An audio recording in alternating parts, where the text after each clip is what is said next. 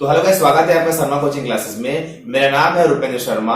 सीमो के लिए एमसीक्यू, बहुत ही इंपॉर्टेंट एमसीक्यू लेके आया हूं मैं, जो कि आने वाले एग्जाम में 100% आ सकेंगे, है ना। बहुत रिक्वेस्ट आ रही थी कि सर सीमो में वीडियो बनाइए, सर सीमो के लिए वीडियो बनाइए, सीमो के लिए वीडियो बनाइए। तो उसके बार बार रिक्वेस्ट आने के कारण मैं सीमो का एक बहुत इंपॉर्टेंट टॉपिक आज कवर करूंगा। अगर आप इस चैनल में नए हैं और चैनल को पहली बार देख रहे हैं तो चैनल को सब्सक्राइब करके बेल आइकन को भी क्लिक करेंगे।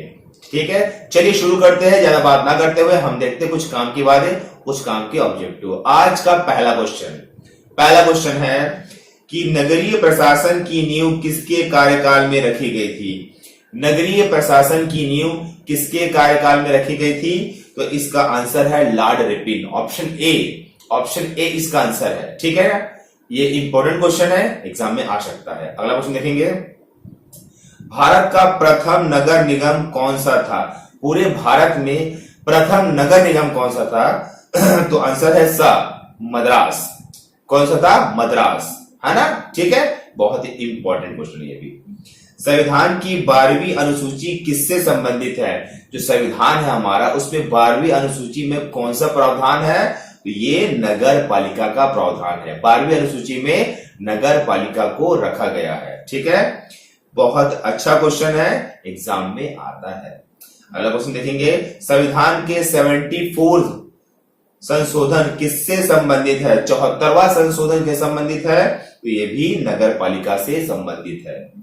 ठीक है, नगर पालिका नगर निगम से बहुत सारे क्वेश्चन बनते हैं एग्जाम में। तो एग्जाम के पॉइंट ऑफ व्यू से इस जो टॉपिक को पूरा देखिए, वीडियो को लास्ट तक देखिए। ठीक है ना। तो अगला क्वेश्चन देखेंगे, रायपुर को नगर निगम का दर्जा कब मिला? बहुत इंपॉर्टेंट क्वेश्चन, ये एग्जाम में पूछेगा। तो ये है 1967। इसका आंसर क्या है? 1967, 1967 को दिया गया 1967 को। ठीक है ना। तो ठीक है, और वीडियो को लाइक भी कर दीजिए भाई, है ना। देखते हैं अगला क्या है हमारे पास क्वेश्चन, है ना।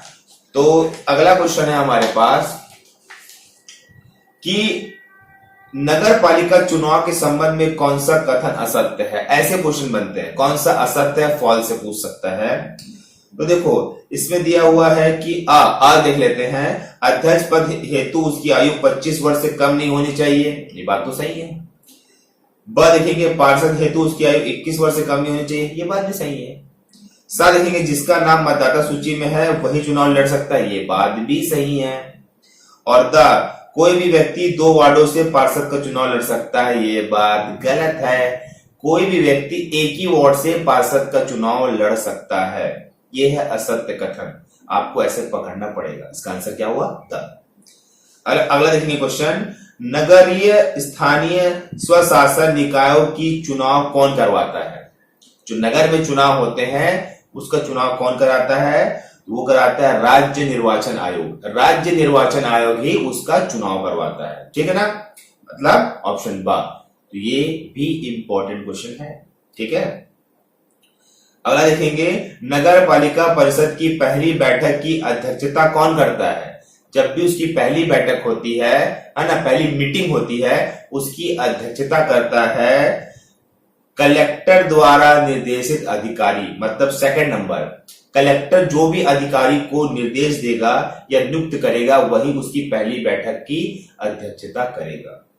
बहुत इंपॉर्टेंट क्वेश्चन है ये वाला। ठीक है, तो अगला क्वेश्चन देखेंगे, नगर पालिका चुनाव में यदि 2 अभ्यर्थियों को समान मत मिले तो विजेता निर्धारण किस रीति से या किस नीति से किया जाएगा? मतलब 2 लोग हैं, उनको सेम वोट मिल गया, तो अब क्या करें? इसका आंसर है लॉटरी पद्धति से तय किया जाएगा। मैं दोनों को नाम डाल दिया जाएगा, अब जिसका भी नाम निकल गया वो बन जाएगा भाई।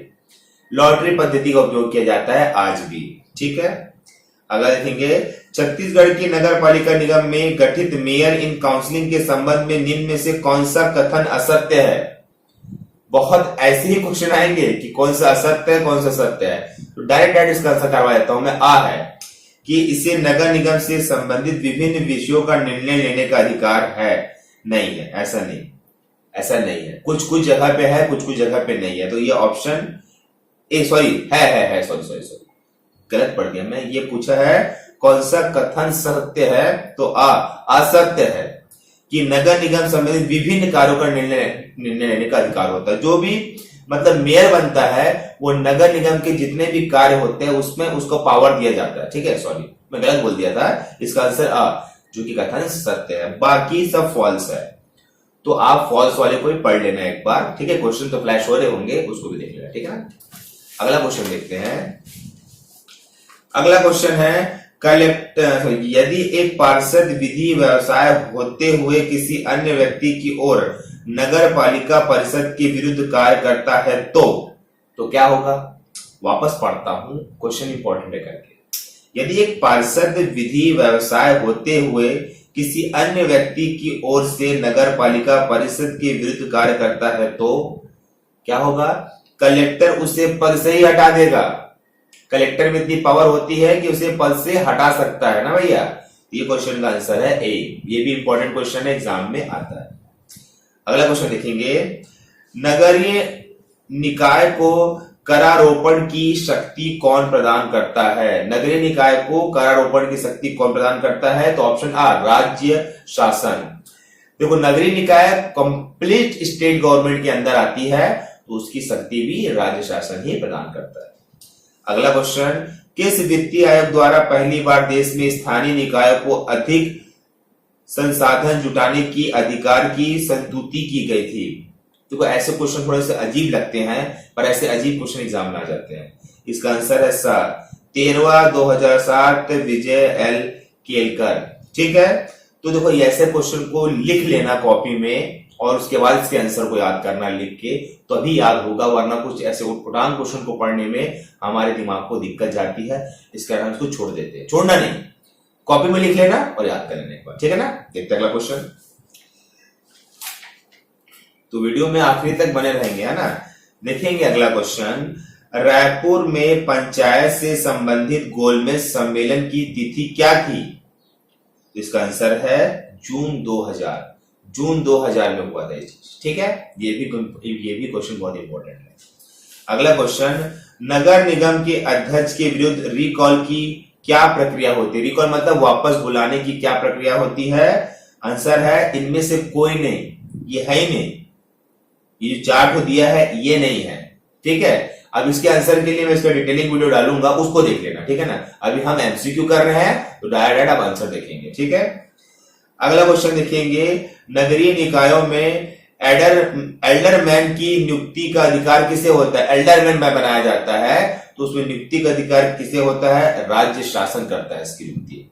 ठीक है ना, स्टेट गवर्नमेंट के अंदर होता है उनकी अपॉइंटमेंट्स। ठीक है, अगला, यदि नगर निगम की जनसंख्या 2,40,000 है तो कितने वार्ड समिति का गठन होगा। कितने वार्ड समिति का गठन होगा, तो 2 से 3 होता है इसमें।